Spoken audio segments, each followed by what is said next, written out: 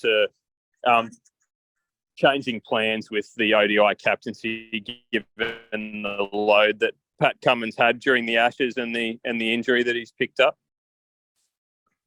No, there wasn't, and I don't necessarily think they're linked. I mean, it wasn't the injury he's got now. There's nothing to do with a load. That's just an impact injury, unfortunately falling on it in the field early in that fifth test. So I don't think that's got anything to do with sort of how busy he's been. I guess one of the positives out of it is that we're probably going to give him the T20s off anyway, but it gives him a slightly longer enforced layoff, given the fact it's an injury to his left wrist. It's in a cast now, so it's I think it's 2 to 3 weeks of pretty minimal movement. But once he gets past that stage, I think he's pretty free to do as much of the sort of the physical preparation and the bowling that he needs to do, so that can tick over. It'll just be the fielding and batting aspect that comes online sort of after that 6-week period. So not expecting that to have an impact on the World Cup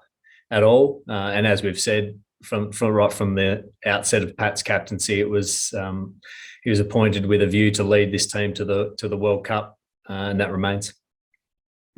And George, you've sort of used a number of vice captains with the one-day team. Is there one that you've decided upon now who would captain if Pat's not there? For the World Cup itself? For the World Cup itself, yeah, and potentially in South Africa if it's needed. Yeah, no, well, clearly it's going to be needed in South Africa. We've got that broader white ball leadership group. Steve Smith, Alex Carey, and Josh Hazlewood have all had the opportunity to lead in recent history. Mitch Marsh is also a part of that leadership group.